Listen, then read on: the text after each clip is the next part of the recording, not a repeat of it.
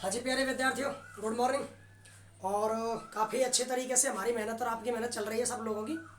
और देखिए, इस ज़िंदगी का एक उसूल है कि जो मेहनत करता है वो हमेशा सफलता पाता है। लेकिन हर इंसान को जो सफलता मिलती है उस सफलता के लिए एक छोटा सा पॉइंट होता है, घुमावदार मोड़ होता है। उस घुमावदार मोड़ को जो बड़ी आसानी से पार कर गया, समझ लीजिए वो अपने मंजिल तक पहुंच ही जाएगा। और वो घुमावदार मोड़ क्या होता है, काफ़ी शॉर्ट में मैं एक बड़े मर्म की बात आप लोगों को बताना चाहता हूँ।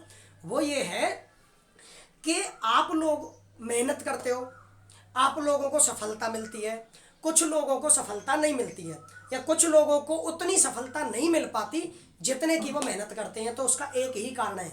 एक बात अच्छी तरह याद रखिए कि आपको ये बात इन्वर्टेड कोमा की है जो मैं आप लोगों को बता रहा हूँ कि आपको कोई भी सफलता तब तक नहीं मिल सकती जब तक आप उसके बराबर कोई भी कीमत ना चुका दो। कोई भी सफलता आपको तब तक नहीं मिलेगी जब तक आप उसके बराबर की कीमत नहीं चुकाओगे। आप उसके बराबर की कीमत चुका दीजिए, आपको वो सफलता तुरंत मिल जाएगी। हम यूँ कहते हैं कि हम लोग बहुत सालों से मेहनत कर रहे हैं, तैयारी कर रहे हैं, बट हमारी गवर्नमेंट जॉब नहीं लग रही, या हम लोगों ने पूरी साल पढ़ाई की है और हमारा 12th में पर रिजल्ट अच्छा नहीं आया, तो समझ लीजिए आपकी मेहनत में कहीं ना कोई कमी जरूर है। अगर कमी नहीं होती तो आप लोगों को उतनी सफलता जरूर मिलती। और याद रखिए, आपको उतनी ही सफलता मिलेगी जितने की आप मेहनत कर रहे हो। इसलिए बिना कोई सोचे, बिना कोई दिमाग में कन्फ्यूजन क्रिएट किए आप अपनी पढ़ाई को जारी रखिए, मेहनत करते रहिए, सफलता को भूल जाइए, क्योंकि जितनी मेहनत आप करोगे उतनी सफलता आपको जरूर मिलेगी। चलिए हमारे चैप्टर नंबर 5 के सिलेबस को आगे बढ़ाते हैं। हम लोग 5वां चैप्टर पढ़ रहे हैं। 5वें चैप्टर में हम लोगों ने जितना कुछ पढ़ लिया है, अपवाह वेग, अपवहन धारा, अपवाह धारा के बाद में विभिन्न संबंध पढ़े, फिर हम लोगों ने लास्ट क्लास में पढ़ा था ओम्स लॉ। और ये कारण क्या है कि थोड़ी व्यस्तता की वजह से कल का गैप हो गया हमारा क्लासों में। कल आपके लिए हम लोग कोई क्लास नहीं भेज पाए, तो आप लोगों, मुझे आशा है कि आप लोगों ने उस समय का सदुपयोग करके रिवीजन किया होगा। तो चलिए आज हम अपनी क्लास को कंटिन्यू करते हैं। ओम का नियम और उसका विश्लेषण करने के बाद में हमने बहुत अच्छे तरीके से विश्लेषण किया कि प्रतिरोध कहाँ कहाँ पर कैसा कैसा होगा। उस पर कुछ न्यूमेरिकल भी बनेंगे जो मैं आज आप लोगों को कराऊंगा, ठीक है। तो आज हम लोग अपनी क्लास का सबसे पहला टॉपिक उठाते, वो है ओमीय और अनोमीय युक्तियां। हमारा जो प्रतिरोध वाला मैटर चल रहा है, उस प्रतिरोध वाले मैटर में एक छोटा सा पॉइंट है, ओमीय और अनओमीय युक्तियां, ohmic and non ohmic substance. अब ओमीय युक्तियां क्या है? ओमीय में शब्द आ रहा है ओम। क्या आ रहा है? ओम। अब ओम का नियम क्या है? ओम का नियम है कि V समानुपाती I, यानी V बराबर I R। इसका मतलब ओमीय युक्तियां वो युक्तियां हैं, ओमीय युक्तियां वो युक्तियां हैं जो हमेशा ओम के नियम का पालन करती हैं। ओम के नियम का पालन कैसे करेंगी? अगर मैं उनके लिए ग्राफ बनाऊं, अगर मैं उनके लिए क्या बनाऊं? ग्राफ। तो ग्राफ हमेशा, अगर मैं उनके लिए वी आई ग्राफ बनाऊं और वो वी आई ग्राफ सरल रेखा आए, मूल बिंदु से जाने वाली सरल रेखा आए, यानी वी समानुपाती आई हो, वी समानुपाती आई हो, तो ऐसी युक्ति को हम लोग ओमीय युक्तियां कहते हैं। क्या कहते हैं? ओमीय। नाम से ही परिभाषा याद हो जानी चाहिए। ओमीय युक्तियां वे युक्तियां हैं जो ओम के नियम का पालन करती हैं। मतलब जिन युक्तियों के लिए V और I ग्राफ एक सरल रेखा प्राप्त होता है, परिभाषा भी वैसी ही है, ओमीय युक्तियां कहलाती हैं। और ऐसी कौन कौन है? जितने भी चालक पदार्थ हैं सब ओमीय युक्तियां, क्योंकि वो ओम के नियम का पालन करती हैं। लेकिन उनमें से कुछ चीजें अलग बट जाती हैं। अब जैसे चांदी है, तांबा है, पारा है, नाइक्रोम है, सल्फर है, माइका है, घुलनशील इलेक्ट्रोड वाले विद्युत अपघट्य, ऐसे सेल जिनमें उनके इलेक्ट्रोड घुल जाते हैं, वो सब के सब ओमीय युक्तियां हैं। कैसी हैं ओमीय युक्तियां? इनके लिए अगर आप V और I का स्टडी करके ग्राफ ड्रॉ करोगे तो वो ग्राफ हमेशा सरल रेखा प्राप्त होगा। क्लियर? दूसरा पॉइंट है अनओमीय युक्तियों का, नॉन ओमिक सब्सटेंस। अब अनओमीय युक्तियां कौन है? अनओमीय युक्तियां वे युक्तियां हैं, अब ये जैसे अन शब्द लग गया, अन शब्द आगे लगा है ओमीय के, तो ये तो ओमीय युक्तियों की उल्टी परिभाषा हो गई। तो क्या रहा? अनओमीय युक्तियां वे युक्तियां हैं जो ओम के नियम का पालन नहीं करती, उल्टी परिभाषा हो जाएगी। ओमीय युक्तियां ओम के नियम का पालन करती हैं। अनओमीय युक्तियां ओम के नियम का पालन नहीं करती। दूसरी बात, ओमीय युक्तियों के लिए v और i का ग्राफ सरल रेखा प्राप्त होता है, लेकिन अनओमीय युक्तियों के लिए v और i का ग्राफ सरल रेखा प्राप्त नहीं होगा, उन्हें अनओमीय युक्तियां कहेंगे। और ऐसी कौन कौन सी युक्तियां हैं? जैसे निर्वात नल का है, इसके लिए v और i का ग्राफ बनाइए, ये सरल रेखा वाला ग्राफ नहीं प्राप्त होगा। ट्रांजिस्टर है, 16वें चैप्टर में पढ़ाया जाएगा। विद्युत अपघटनी द्रव है, अर्धचालक डायोड है, अर्धचालक युक्तियों वाले 16वें चैप्टर में ही पढ़ाया जाएगा। ये ट्रांजिस्टर और अर्धचालक डायोड दोनों ही इंपॉर्टेंट टॉपिक हैं आपके 16वें चैप्टर के। और विद्युत बल्ब है, और जैसे गैलियम आर्सेनिक मिश्र धातु यानी युक्ति है। अब विद्युत बल्ब के लिए जब v और i में ग्राफ बनाया जाता है, विद्युत बल्ब के लिए v और i में ग्राफ बनाया जाता है, तो वो ग्राफ इस प्रकार आता है। तो ये मूल बिंदु से जाने वाली सीधी सरल रेखा नहीं है, तो ये ओम के नियम का पालन नहीं करती। डायोड है, डायोड का ये वाला ग्राफ तो हम 16वें चैप्टर में बहुत अच्छे तरीके से पढ़ के समझ के एक एक पॉइंट को क्लियर करके बनाएंगे। बस आप ग्राफ देख लीजिए कैसा होता है। ये ऐसा ग्राफ है, तो ये भी मूल बिंदु से जाने वाली सरल रेखा नहीं है। एक होता है विद्युत अपघटनी पदार्थ के लिए जब ग्राफ बनाया गया, तो वो ग्राफ तो मूल बिंदु से शुरू ही नहीं हो रहा। विद्युत अपघटनी द्रव से जो ग्राफ, विद्युत अपघटनी पदार्थ के लिए जो ग्राफ बनता है, वो तो मूल बिंदु से ही शुरू नहीं हो रहा। अब जब मूल बिंदु से शुरू नहीं हो रहा, तो ये भी ओम के नियम का पालन नहीं करेगी। क्लियर है? तो दो युक्तियां ओमीय और अनओमीय। वे युक्तियां जो ओम के नियम का पालन करती हैं ओमीय युक्तियां होती हैं, और वे युक्तियां जो ओम के नियम का पालन नहीं करती अनओमीय युक्तियां होती हैं। Is that clear? आप लोगों को ये अच्छी तरह समझ में आ चुका है, तो आप लोगों को ये यहां से और यहां तक नोट करना है। क्लियर? वीडियो पॉज करके आप इसको यहां से यहां तक नोट करेंगे। मैं अगले टॉपिक पर आगे बढ़ रहा हूं, ठीक है? चलिए, इसको यहां तक नोट कर दीजिए। अब मैं जो अगला टॉपिक लेने वाला हूं वो हमारे लिए बहुत इंपॉर्टेंट है, और वो हमारे लिए बहुत इंपॉर्टेंट क्यों है ये मैं आप लोगों को बता देता हूं। क्योंकि उसमें से 1 नंबर का सवाल डिफरेंट बनता है। वो सबसे डिफरेंट टॉपिक है, वो किसी पर डिपेंड नहीं है। उसमें अपने कॉन्सेप्ट है, अपने फॉर्मूलाज है, और उससे क्वेश्चन भी बनता है तो अलग ही तरीके से अपना अलग बनता है। तो देखिए उस टॉपिक का नाम क्या है। उस टॉपिक का नाम है कार्बन प्रतिरोध। कार्बन प्रतिरोध यानी carbon resistance. Carbon resistance, carbon प्रतिरोध इस टॉपिक का नाम है। अब हम लोगों को कार्बन प्रतिरोध पढ़ना है। तो देखिए होता क्या है, हम लोग जो प्रतिरोध यूज करते हैं रेजिस्टेंस, वो 2 प्रकार के होते हैं। एक तो होता है तार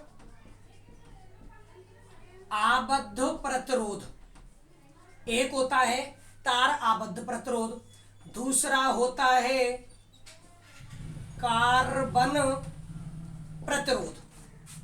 प्रतिरोध जो हम यूज करते हैं पूरे अपने इलेक्ट्रिक सर्किट्स में, आपके एकीकृत परिपथों में, इंटीग्रेटेड सर्किट आईसीज में, तो आईसी वगैरह में यूज करेंगे तो 2 प्रकार के प्रतिरोध यूज किए जाते हैं। एक तो तार आबद्ध, एक कार्बन। तार आबद्ध तो सामान्य प्रतिरोध होता है कि तार जैसा होता है। अब इन तार आबद्ध प्रतिरोधों को बनाया जाता है आपके नाइक्रोम। ये कंपटीशन का टॉपिक है, कंपटीशन का पॉइंट है कि तार आबद्ध प्रतिरोध किन से बनाए जाते हैं, जैसे nichrome, manganese, constantan. Nichrome, manganese और कॉन्स्टेंटन, इनसे तार आबद्ध प्रतिरोध बनाए जाते हैं। दूसरे होते हैं कार्बन प्रतिरोध, जो हम पढ़ने वाले हैं। तो आप इस चीज को नोट डाल के आप कहीं भी लिख देना, लेकिन लिखना जरूर है कि तार आबद्ध प्रतिरोध बनाए जाते हैं किससे, नाइक्रोम, मैंगनीज और कॉन्स्टेंटन। कौन है? नाइक्रोम, मैंगनीज और कॉन्स्टेंटन। ऑलराइट, तो इस तरह नाइक्रोम, मैंगनीज और कॉन्स्टेंटन, ये 3 प्रकार की धातुओं से हम लोग तार आबद्ध प्रतिरोध बनाते हैं। ये लिख लेना है। अब हम शुरू करते हैं कार्बन प्रतिरोध को। याद रखिए, इनसे आप लोग उच्च मान का प्रतिरोध नहीं ले सकते। नाइक्रोम, मैंगनीज और कॉन्स्टेंटन ये कुछ ऐसे पदार्थ हैं जिनसे आप प्रतिरोध का मान ले तो सकते हो, लेकिन सीमित, उच्च मान का प्रतिरोध नहीं ले सकते। तो उच्च मान का प्रतिरोध लेने के लिए हम लोग कार्बन प्रतिरोध का उपयोग करते हैं। किसका? कार्बन प्रतिरोध का। और कैसे उपयोग करेंगे, क्या है, अब ये सारी चीजें पढ़ना शुरू करते हैं। मैं समझाते समझाते लिखाता भी हूं। देखिए, कई एकीकृत परिपथों में, कई एकीकृत परिपथों में उच्च मान के प्रतिरोध के लिए जिन युक्तियों का उपयोग किया जाता है, जिन युक्तियों का उपयोग किया जाता है उन्हें कार्बन प्रतिरोध कहते हैं। उन्हें क्या कहते हैं? कार्बन प्रतिरोध। देखिए, हमें जब उच्च मान का प्रतिरोध उपयोग में लाना हो तो हम लोग एक युक्ति का उपयोग करते हैं जिसे कार्बन प्रतिरोध कहते हैं। ठीक है, अब मैं आगे भी लिख रहा हूं और समझाता भी। देखिए, कार्बन प्रतिरोध में एक प्रतिरोध तार पर, कार्बन प्रतिरोध में एक प्रतिरोध तार पर आपकी चीनी मिट्टी का बेलनाकार, चीनी मिट्टी का बेलनाकार लेप चढ़ा होता है। चीनी मिट्टी का बेलनाकार लेप चढ़ा होता है जिस पर 4 रंगीन पट्टियां होती हैं, जिस पर 4 रंगीन पट्टियां होती हैं, जिनमें से 4 रंगीन पट्टियों में से प्रथम 2 पट्टियां सार्थक अंक, प्रथम 2 पट्टियां सार्थक अंक व तीसरी पट्टी दशमलव गुणक। अब इस सब का क्या मतलब है उसके लिए आपको थोड़ा सा पेशेंस रखना है, बिल्कुल क्लियर हो जाएगा। दशमलव गुणक व चौथी पट्टी प्रतिशत सहायता, चौथी पट्टी प्रतिशत सहायता को व्यक्त करती है, प्रतिशत सहायता को व्यक्त करती है। इन पर रंगों का क्रम कुछ इस प्रकार होता है। इन पर रंगों का क्रम किस प्रकार होता है, यानी जो जो रंग पाए जा सकते हैं वो रंग कौन कौन से पाए जा सकते हैं, उन रंगों के लिए मैंने एक ट्रिक तैयार कर रखी है। वो ट्रिक है B Roy of great Britain has very good wife, has very good wife. जो जो रंग हो सकते हैं, देखिए होता क्या है, जैसे ये एक तार है और तार पर मैंने चीनी मिट्टी का एक बेलनाकार लेप चढ़ा दिया। ओके, इस बेलनाकार लेप पर 4 पट्टियां होंगी। कितनी पट्टियां? 4 पट्टियां, 4 रंगीन पट्टियां होंगी। अब इन चारों पट्टियों में क्या है, पहली 2 पट्टियां तो बताएंगी सार्थक अंक को, तीसरी पट्टी बताएगी दशमलव गुणक को और चौथी पट्टी प्रतिशत संहिता को। अब इनका मतलब क्या है वो मैं आपको टेबल से क्लियर कराऊंगा, लेकिन ये जो रंग पाए जा सकते हैं वो रंग कौन कौन से हो सकते हैं उनकी एक ट्रिक है। B Roy of great Britain has very good wife. इस पूरे सेंटेंस में जो कैपिटल लेटर है वो है कलर, VBROYGBVGW, ये सब के सब कलर और बाकी सब के सब वैसे ही आपके लेटर हैं। अब इन कलर्स की टेबल ऐसे है, इन कलर्स की टेबल क्या है तो देखिए, सबसे पहले सीरियल नंबर, फिर दूसरा रंग, ठीक है, रंग के बाद में रंग का सार्थक अंक, रंग का सार्थक अंक, सार्थक अंक के बाद में दशमलव गुणक, और दशमलव गुणक के बाद में प्रतिशत संहिता। आप लोगों को ये टेबल याद करनी है, लेकिन यकीन रखिए ये टेबल इस लाइन से ही आपको याद हो जाएगी। तो देखिए कैसे, कलर 1 2 3 4 5 6 7 8 9 10 11 12, ठीक है, और 13 जो भी आएंगे अपन देख लेंगे आगे। सबसे पहले बी रॉय, देखिए क्रम से, पहले बी का मतलब है ब्लैक, पहले बी का मतलब क्या है, ब्लैक। दूसरे बी का मतलब है आपका ब्राउन, दूसरे बी का मतलब क्या है आपका ब्राउन। और आर का मतलब है रेड, ओ का मतलब ऑरेंज, वाई का मतलब येलो, जी का मतलब आपका ग्रीन, जी का मतलब है ये कितने हो गए 1 2 3 4 5 6 के बाद में ग्रीन, ग्रीन के बाद में अगला है एक और बी ब्लू, ब्लू के बाद में वॉयलेट, और जी का मतलब है ग्रे, और ग्रे के बाद में है डब्लू, डब्लू का मतलब है वाइट, डब्लू का मतलब वाइट। देखिए B for black, B for brown, red, orange, yellow, green, blue, violet, grey and white. कितने कलर हो गए 1 2 3 4 5 6 7 8 9 10, कितने कलर हो गए 10 कलर हो गए। आप बेसिक रियलिटी के लिए ऐसे एरो लगा देता हूं मैं, ताकि आपको प्रॉब्लम नहीं आए कि पांचवा कौन है छठवां कौन है। ओके,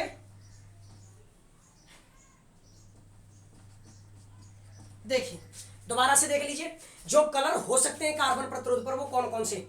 आपके B Roy of great Britain has very good 5, B for black, B for brown, R for red, O for orange, Y for yellow, green, blue, violet, grey and white. तो ब्लैक का मतलब काला, brown का मतलब भूरा, red का मतलब लाल, orange का मतलब नारंगी, येलो का मतलब पीला, ग्रीन का मतलब हरा, ब्लू का मतलब नीला, वॉयलेट का मतलब बैंगनी, ग्रे का मतलब धूसर यानी स्लेटी, वाइट का मतलब सफेद। अब जो 3 कलर और हो सकते हैं, अगला है गोल्डन, 12वां है सिल्वरी, और 13वां है नो कलर, यानी चौथी पट्टी पर कोई रंग नहीं हो। ऐसा कैसे संभव है, मतलब चौथी पट्टी ही नहीं हो। तो देखिए गोल्डन का मतलब सुनहरा, सिल्वरी का मतलब चांदी सा, और नो कलर का मतलब नो कलर। अब सुनिए सार्थक अंक क्या क्या है, दशमलव गुणक क्या क्या है, प्रतिशत संहिता। सार्थक अंक शुरुआत करिए 0 से, तो 0 1 2 3 4 5 6 7 8 और 9। यानी आप लोगों को इसके लिए जो सार्थक अंक यूज करना है वो 0 से शुरू करना है। तो 0 1 2 3 4 5 6 7 8 9। ब्लैक का सार्थक अंक 0, ब्राउन का 1, रेड का 2, ऑरेंज का 3, येलो का 4, ग्रीन का 5, ब्लू का 6, वॉयलेट का 7, ग्रे का 8 और व्हाइट का 9। अब उसके बाद में सार्थक अंक याद रखिए इन तीनों रंगों के नहीं है, ना गोल्डन का है, ना चांदी से का है, और ना नो कलर का है। रह गए ये दशमलव गुणक, तो इन्हीं को 10 की पावर चढ़ा दीजिए। 10 की पावर 0 दशमलव गुणक के लिए, 10 की पावर 1, 10 की पावर 2, 10 की पावर 3, 10 की पावर 4, 10 की पावर 5, 10 की पावर 6, 10 की पावर 7 और 10 की पावर 8। ऑल राइट, उसके बाद में 10 की पावर 9, यानी जो सार्थक अंक थे वही 10 की पावर चढ़ गए, तो दशमलव गुणक बन गया सभी रंगों का। बच गए 3।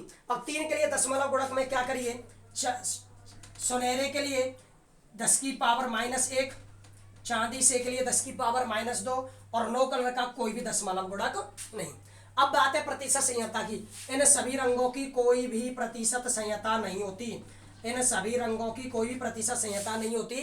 तो प्रतिशत संहिता होती है केवल 3 की, या तो गोल्डन या सिल्वरी या नो कलर। तो गोल्डन की है ±5%, सिल्वरी की है ±10% और आपके नो कलर की है ±20%। नो कलर की है ±20%। चलिए अब दोबारा समझते हैं पूरा। हमें कार्बन प्रतिरोध पढ़ना है। हमें क्या पढ़ना है? कार्बन प्रतिरोध। कार्बन प्रतिरोध कई एकीकृत प्रपथों में उपयोग में लिया जाता है उच्च मान के प्रतिरोध के लिए।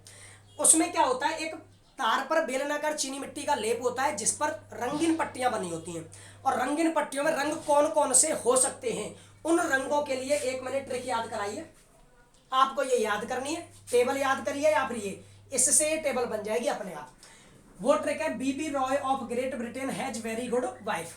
B for black, B for brown, R for red, O for orange, Y for yellow, G for green, B for blue, V for violet, G for आपका ये ग्रीन है, ये ग्रे है और ये व्हाइट। उसके बाद अगला कलर हो सकता है गोल्डन, सिल्वरी और नो कलर। ठीक है, क्या क्या होगा वो आगे। सार्थक अंक के लिए यहीं पर शुरू कीजिए। देखिए यहाँ टेबल इसी से ट्रिक से 0 1 2 3 4 5 6 7 8 9। दशमलव गुणक के लिए इन्हीं को 10 की पावर चढ़ा दीजिए। 10 की पावर 0, 10 की पावर 1, 10 की पावर 2 ऐसे करके।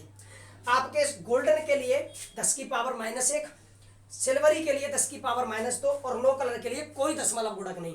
प्रतिशत संहिता इन सभी रंगों की नहीं होती। किस किस की होती है? आपके गोल्डन, सिल्वरी और नो कलर की। क्या क्या? 5%, 10% और 20%। ठीक है, अब देखिए आगे जो मुख्य काम है समझने का। किसी कार्बन प्रतिरोध को, किसी कार्बन प्रतिरोध को, कार्बन प्रतिरोध के प्रतिरोध का मान, कार्बन प्रतिरोध के प्रतिरोध का मान निम्न रूप में लिखा जाएगा। अब प्रतिरोध का मान किस रूप में लिखा जाएगा वो सुन लीजिए।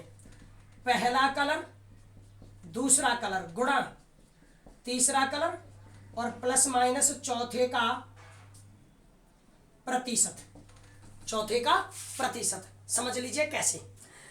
आप लोगों को जब प्रतिरोध लिखना हो, पहले और दूसरे रंग के लिए देखो लिखा हुआ है जिन पर 4 रंगीन पट्टियां होती हैं, जिनमें से प्रथम 2 पट्टियां सार्थक अंक। जब प्रतिरोध लिखना हो तो पहली पट्टी और दूसरी पट्टी के रंग का सार्थक अंक यहां से, तीसरी पट्टी दशमलव गुणक गुणा करके लिखेंगे तीसरी पट्टी के दशमलव गुणक को, और चौथी पट्टी प्रतिशत संहिता, और चौथी पट्टी के प्रतिशत संहिता को व्यक्त करेंगे। अब प्रतिशत संहिता तो केवल 3 की है, गोल्डन, सिल्वरी और नो कलर। इसका मतलब यह हुआ कि प्रतिशत संहिता केवल 3 की लिखी जा सकती है, यानी चौथी पट्टी केवल इन्हीं 3 रंगों में से होगी, या तो गोल्डन या सिल्वरी या फिर कोई कलर नहीं।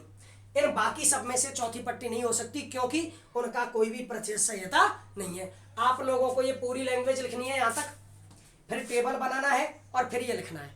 ओके, ये लिखने के लिए अब मैं आप लोगों को एग्जाम्पल कराऊं तो मैं ऊपर की भाषा मिटा रहा हूं, ठीक है, और भाषा से अब हम लोग क्वेश्चन करेंगे। देखिए अब बात करते हैं एग्जाम्पल की। ओके, अब देखिए एग्जाम्पल में क्या करते हैं, इसके जो दिए हुए हैं इतना मैं बता देता हूं कि इसमें, या फिर इस टेबल को यहीं पर, इस डायग्राम को यहीं पर बना दीजिए।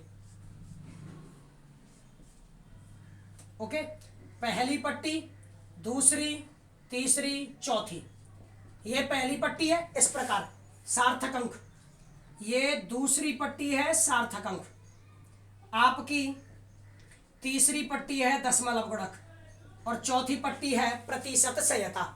ओके, अब ले लीजिए क्वेश्चन। क्वेश्चन के लिए मैं जैसे एग्जांपल ले लेता हूं। चलिए एग्जांपल में पहले खुद की तरफ से लूंगा। ये एक कार्बन प्रतिरोध है। ओके, इस पर हैं 4 पट्टियां, रंग अपने मन से लीजिए। जैसे सबसे पहला रेड, दूसरा वॉयलेट, तीसरा ग्रीन। और याद रखिए जो चौथा कलर होगा वो या तो गोल्डन होगा या सिल्वरी होगा या कोई नहीं होगा। जैसे मैंने ले लिया गोल्डन, तो इसके लिए प्रतिरोध लिखो। अब इस कार्बन प्रतिरोध के लिए हमें प्रतिरोध लिखना है। यहां तक आप लोग नोट कर लोगे, उसके बाद ये एग्जांपल लिखने हैं। आप प्रतिरोध लिखोगे तो देखिए मैंने क्या बताया था, पहली और दूसरी पट्टी का सार्थक अंक। पहला कलर कौन है, रेड, और रेड का सार्थक अंक क्या है, 2, तो लिखिए 2 इस सूत्र से। दूसरी पट्टी का भी सार्थक अंक दूसरा है वॉयलेट, वॉयलेट का सार्थक अंक है 7, कितना है 7, फिर गुणा का चिन्ह, ओके। तीसरे रंग का दशमलव गुणक, तीसरा कौन है, ग्रीन, और ग्रीन का दशमलव गुणक 10 की पावर 5, 10 की पावर 5, और फिर प्लस माइनस चौथे रंग का प्रतिशत संहिता। चौथा रंग है गोल्डन, और गोल्डन की प्रतिशत संहिता क्या है, 5%, और वो भी किसमें, ओम में, वो भी किसमें, ओम में। यानी इस कार्बन प्रतिरोध के लिए जो प्रतिरोध का मान है वो 27 गुणा 10 की पावर 5 का मतलब हो गया 27 लाख, 27 लाख ओम।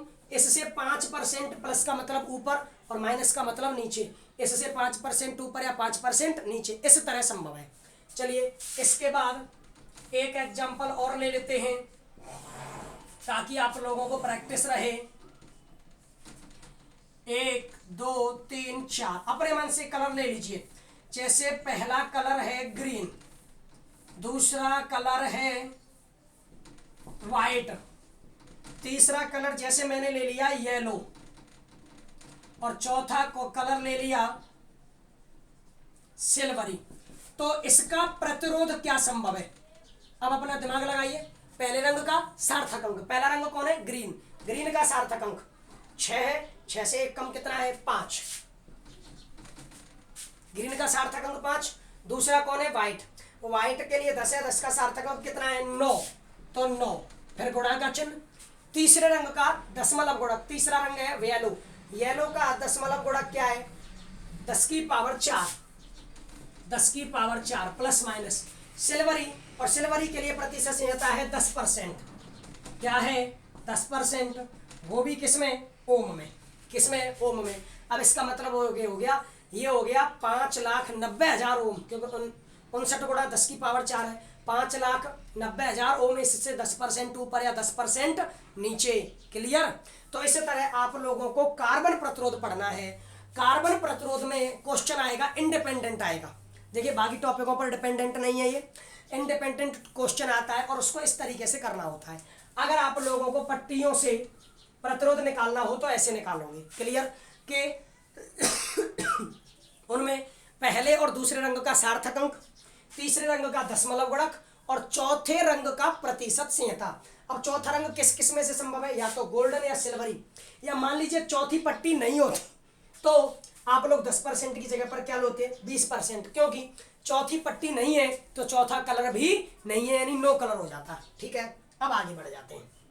अब चलिए ये इस टेबल को और यहां तक लिखने के बाद में आपको ये एग्जांपल नोट करने हैं। अब मैं कुछ किताब के एग्जांपल उठा लेता हूं। चलिए किताब के एग्जांपलों में ऐसे क्वेश्चन इसके अपोजिट तरीके के, अगर कार्बन प्रतिरोध देखे आपसे प्रतिरोध निकलवा रहा है तो ये तरीका, और अगर वैसे दे रखा है तो देखिए आपका एग्जांपल नंबर 5.5 क्या कह रहा है, एक कार्बन प्रतिरोधक के प्रतिरोध का मान 62 गुणा 10 की पावर 3 ओम है और प्रतिशत संहिता है 5%। इसके वर्ण कोड में रंगों का क्रम लिखिए। कार्बन प्रतिरोध और वर्ण कोड में रंगों का क्रम लिखना है। तो चलिए आपके इसमें रंगों का क्रम आपको पता है ना, ऐसे सूत्र का मतलब क्या है, पहले का मतलब है सार्थक अंक, दूसरे का मतलब सार्थक अंक, तीसरे का मतलब दशमलव गुणक, चौथे का मतलब प्रतिशत संहिता। पहले का सार्थक अंक, अब ये 6 सार्थक अंक किसका है, देखना 6 सार्थक अंक है ब्लू का, किसका, ब्लू का। तो पहला कलर भी क्या हो गया, ब्लू, क्या हो गया, ब्लू। दूसरा है 2, तो 2 सार्थक अंक किसका है, रेड का, किसका, रेड का। तो दूसरा कलर क्या हो गया, रेड। तीसरा 10 की पावर 3 है, तो 10 की पावर 3 होता है दशमलव गुणक। 10 की पावर 3 दशमलव गुणक किसका है? ऑरेंज का। किसका? ऑरेंज का। आपको टेबल याद होगी तो आप तुरंत इस काम को कर देंगे। और प्लस माइनस है 5%। 5% सहायता किसकी है? गोल्डन की। किसकी है? गोल्डन की। क्लियर? तो इस तरह आप लोग रंगों का क्रम भी निकाल सकते हो। आपसे कंपटीशन में इस मान को देकर पूछ ले कि बताइए उपरोक्त कार्बन प्रतिरोध में तीसरा रंग कौन सा है, तो तीसरा रंग कौन सा हो गया? ऑरेंज। ठीक है। दूसरा रंग कौन सा है? दूसरा रंग हो गया रेड। पहला रंग कौन सा है? ब्लू। और अंतिम रंग कौन सा है? गोल्डन। क्लियर? तो सबसे पहले अब ऐसा एक और ले लेते हैं 5.6, ऐसा ही है तो 5.6 लेते हैं। 5.6 में क्या कह रहा है? 5.6 तो देखिए अलग है वो। इसमें मैं एक एग्जांपल और लेता हूं एक्स्ट्रा में अपनी तरफ से। तीसरा एग्जांपल, यदि कहीं पर भी प्रतिरोध का मान 71 गुणा 10 की पावर 5 प्लस माइनस 20% ओम हो तो यहाँ पर रंगों का क्रम बताइए। यहाँ पर किनका क्रम? रंगों का क्रम बताइए। तो सबसे पहला सार्थक अंक, 7 सार्थक अंक किसका है? बैंगनी का। किसका? बैंगनी का, यानी वॉयलेट। अगला भी सार्थक अंक होता है। एक सार्थक अंक किसका है? ब्राउन का। किसका? ब्राउन का। उसके बाद में तीसरा होता है दशमलव गुणक, तो 10 की पावर 5 किसका दशमलव गुणक है? ग्रीन का। ग्रीन का। और चौथा होता है प्रतिशत संहिता। बताइए प्रतिशत संहिता 20% किसकी है? 20% तो नो कलर की है। नो कलर का मतलब है चौथा क्या आ गया? नो कलर, यानी चौथी पट्टी ही नहीं है। नो कलर का मतलब है चौथी पट्टी नहीं है। अब मान लीजिए आपसे पूछ ले, इस क्वेश्चन को देकर निकालना आप लोग सीखे बेहतर तरीके से।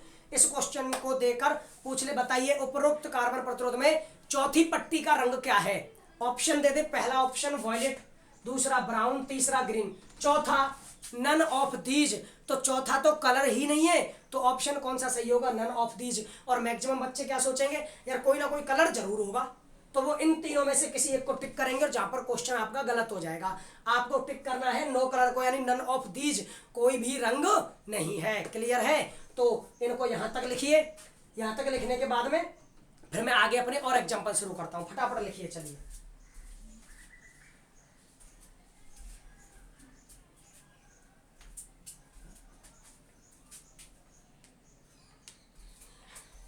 और मैंने कल वाले टॉपिकों के जो एग्जांपल वगैरह कराने को कहा था, आज हम उन सबको करा देते हैं ताकि आप लोगों की प्रैक्टिस हो जाए। और फिर अपन कल शुरू करेंगे एक बहुत ही समझने वाला, बहुत ही अच्छा टॉपिक, जिसके बारे में थोड़ा बहुत मैं आप लोगों को लास्ट में बताऊंगा। तो चलिए अब बात करते हैं एग्जाम्पल्स की। सबसे पहले एग्जाम्पल 5.4, वो क्या कह रहा है? एक धातु के तार की लंबाई L और अनुप्रस्थ काट क्षेत्रफल A है। यह ज्ञात कीजिए यदि तार की लंबाई खींचकर दोगुनी कर दी जाए, खींचकर क्या कर दी जाए? दोगुनी कर दी जाए, तो उसका प्रतिरोध कितना हो जाएगा? उसका प्रतिरोध में कितने प्रतिशत वृद्धि होगी? आप लोग जानते हो कि R समानुपाती L होता है, प्रतिरोध लंबाई के समानुपाती, परंतु खींचकर वृद्धि करने पर R समानुपाती L स्क्वायर। बताया था मैंने आप लोगों को कि अगर आप लोगों ने तार की लंबाई को खींचकर वृद्धि की, उसकी मैंने लास्ट में लिखाया था कल की क्लास में कि अगर आपने तार की लंबाई को खींचकर वृद्धि की तो उसका जो प्रतिरोध है वो लंबाई के समानुपाती नहीं, लंबाई के वर्ग के समानुपाती। तो नया प्रतिरोध बटे प्रारंभिक प्रतिरोध बराबर आपका L डैश बटे L का होल स्क्वायर। अब लंबाई को किया गया खींचकर दो गुना किया गया तो L डैश हो गया 2L बटे L का होल स्क्वायर, L से L 2 का वर्ग 4, यानी नया प्रतिरोध R डैश बराबर हो गया 4R। आप सोचिए प्रतिरोध R से बदलकर हो गया 4R, तो वृद्धि कितने की हुई? 3R की। वृद्धि कितने की? 3R की। तो प्रतिशत वृद्धि कितने की हुई? वृद्धि है 3R की। मूल प्रतिरोध R गुणा 100, तो बोलिए कितने परसेंट वृद्धि? 300% वृद्धि। कितनी? 300%। क्लियर है? तो आप याद रखना कि अगर आप लोगों को प्रश्न में ये कह दिया कहीं भी कि तार को खींचकर उसकी लंबाई को इतना गुना कर दिया जाता है, तार को खींचकर उसकी लंबाई को इतना गुना कर दिया जाता है, तो आप लोग आर समानुपाती एल नहीं, आर समानुपाती एल स्क्वायर लोगे। अगर आप इससे कर देते तो ये एल हो जाता, तो ये केवल 2 रह जाता, प्रतिरोध 2 गुना होता, जबकि प्रतिरोध कितना गुना हो गया? 4 गुना। और 2 गुना प्रतिरोध होता तो केवल आर की वृद्धि आती, यानी 100% आता। कितना? 100%, जो गलत हो जाता। क्लियर है? उसके बाद आगे बढ़ते हैं। चलिए 5.4 हो गया, 5.5 मैंने करवा ही दिया। 5.6 क्या कह रहा है? यदि एक x बराबर 4 ओम प्रतिरोध है और एक y बराबर है 48 गुणा 10⁻⁻8 ओम इंटू मीटर के चालकों की लंबाई आधी करने पर x और y, देखो इसका मात्रक ओम है तो ये है प्रतिरोध, और ये ओम इंटू मीटर है तो ये है प्रतिरोधकता। क्या है? प्रतिरोधकता। अब उसने कहा है कि तार की लंबाई को आधा कर दिया जाए, तार की लंबाई को आधा। केवल उसने कहा है तार की लंबाई को आधा करने पर, उसने ये कहा है तार की लंबाई को आधा किया, ना कि खींचकर आधा किया या काटकर। तो आधा किया तो आर समानुपाती एल, जब तार की लंबाई को आधा किया तो प्रतिरोध पर लंबाई के समानुपाती है, जब तार की लंबाई को आधा कर दिया तो प्रतिरोध भी क्या हो जाएगा? आधा। प्रतिरोध भी क्या हो जाएगा? आधा। अब सोचिए, तार की लंबाई को आधा किया तो क्या प्रतिरोधकता कैसे परिवर्तित होगी? तार की लंबाई को आधा किया, बिना खींचे, बिना कुछ किए या बिना काटे, तो सीधा आर समानुपाती एल, और अगर खींच का शब्द दे देता तो आर समानुपाती एल स्क्वायर हो जाता। तो प्रतिरोध लंबाई के समानुपाती है तो प्रतिरोध भी आधा। लेकिन ये प्रतिरोधकता है, क्या प्रतिरोधकता लंबाई पर निर्भर करेगी? प्रतिरोधकता लंबाई पर निर्भर नहीं करेगी। इसका मतलब आपकी लंबाई को आधा करने में प्रतिरोध तो बदल जाता है, लेकिन प्रतिरोधकता में क्या होगा? No change. प्रतिरोधकता में क्या होगा? No change. Is that clear? अच्छा, उसके बाद में आपका 5.7 देखिए, लास्ट एग्जांपल क्या दे रखा है? टंगस्टन तार जिसकी लंबाई व काट क्षेत्रफल एल दे रखा है 1.5 मीटर और काट क्षेत्रफल ए बराबर 0.6 गुणा 10⁻⁻6 मीटर स्क्वायर। सिरों के मध्य में जो विभवांतर आरोपित किया जा रहा है 0.90 वोल्ट। तार में प्रवाहित विद्युत धारा का मान ज्ञात कीजिए। यदि प्रतिरोधकता 5.6 गुणा 10⁻⁻8 ओम इंटू मीटर। आपको धारा ज्ञात करनी है इससे, तो वो तो बाद में ज्ञात करना, पहले प्रतिरोध ज्ञात कीजिए। चूंकि आपका R बराबर होता है रो एल अपॉन ए। रो का मान दे रखा है, एल का मान दे रखा है, ए का मान दे रखा है। जब आप R ज्ञात कर लोगे तो आपको धारा ज्ञात करनी है। धारा I बराबर V अपॉन आर, धारा I बराबर V अपॉन आर। क्लियर? तो जब धारा I बराबर V अपॉन आर है तो V का मान ये रहा और R यहाँ से निकालोगे। इस तरह ये आप लोगों को कैलकुलेट करना है और आंसर निकालना है। ठीक है? इस तरह आप लोगों ने अब तक जो पढ़ा है उसकी प्रैक्टिस भी कर ली है। देखते हैं कुछ एग्जाम्पल वगैरह आप लोगों के लिए।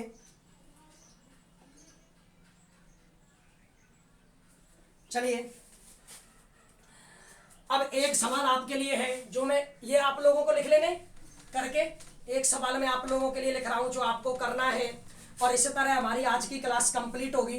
फिर हम कल की क्लास में अच्छा वाला टॉपिक पढ़ेंगे जो आपके लिए काफ़ी फायदेमंद साबित होगा। तो देखिए,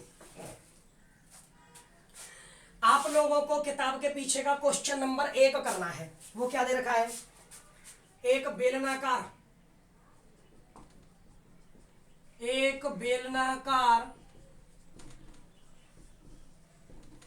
धात्विक छड़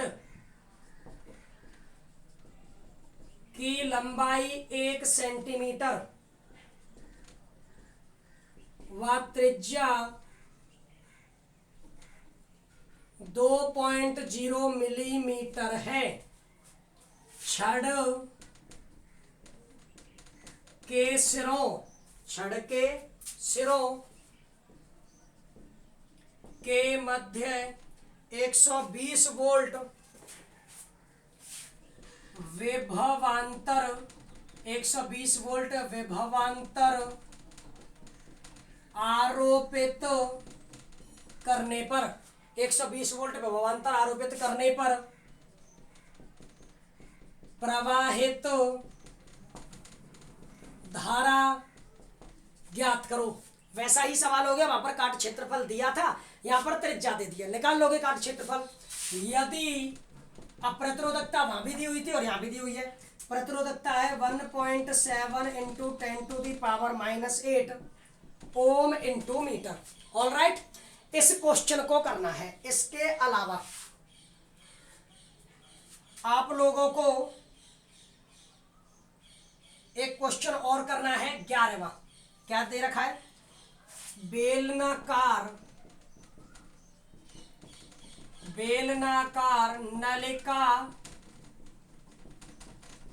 की लंबाई, बेलनाकार नलिका की लंबाई L व आंतरिक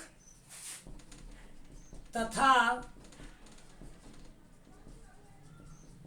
बाह्य त्रिज्याएं, आंतरिक तथा बाह्य त्रिज्याएं A व B है, आंतरिक तथा बाह्य त्रिज्याएं A व B है।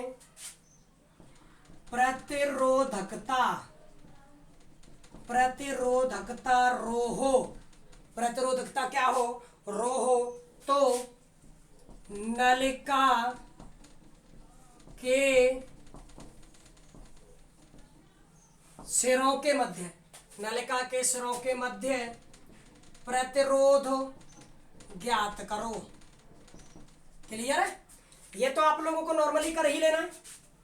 छड़ की लंबाई, त्रिज्या दे रखी है, छड़ के किनारों के बीच में विभवांतर दे रखा है, प्रतिरोधकता दे रखी है, धारा ज्ञात करनी है। उसी की तरह इसमें क्या है, एक बेलनाकार नलिका है जिसकी लंबाई तो L और आंतरिक और बाह्य त्रिज्या मतलब खोखली है A और B है, प्रतिरोधकता रो है, तो नलिका के सिरों के मध्य में प्रतिरोध ज्ञात करना है। इसमें दिमाग लगाना लास्ट वाले क्वेश्चन में होता है बहुत अच्छी है, जबकि होने को ये बहुत सरल है। नहीं होगा तो आप मुझे कमेंट बॉक्स में लिख देना, मैं आपको लोगों को कल की क्लास में इसको सबसे पहले करा दूंगा। अब जो हमारा कल का टॉपिक है, जो हम कल पढ़ने वाले हैं, उसके बारे में थोड़ा सा बता दूं। आप लोग एक बात अच्छी तरह जानते हो, चालक तारों का प्रतिरोध होता है, प्रतिरोधकता होती है। अगर किसी, अब हम बिजली तार से बिजली ले जा रहे हैं, बिजली का ज़्यादा उपयोग किया जाता है, तार गर्म भी हो जाते हैं। अब गर्म होने पर यानी ताप बढ़ने पर प्रतिरोध और प्रतिरोधकता पर क्या प्रभाव पड़ेगा, ये चीज़ें हमें कल की क्लास में पढ़नी है। ठीक है, तो इस चीज़ को तब तक के लिए हम लोग कल छोड़ देते हैं। आज आप लोग जितना कुछ पढ़ा है उसको ढंग से समझ के ये सारी प्रैक्टिस कीजिए। क्लियर? कल की क्लास में मैं आपको हाँ, कल की क्लास केवल समझने की है, ध्यान से समझना है, इसलिए तैयार रहिए। बहुत इंटरेस्टिंग टॉपिक है, मजा आएगा उसको पढ़ने में। और आप लोगों को कल हम बहुत अच्छे तरीके से उस क्लास को कराएंगे, उस टॉपिक को कराएंगे। आज इसको ढंग से करिए, रिवीजन करिए। धन्यवाद।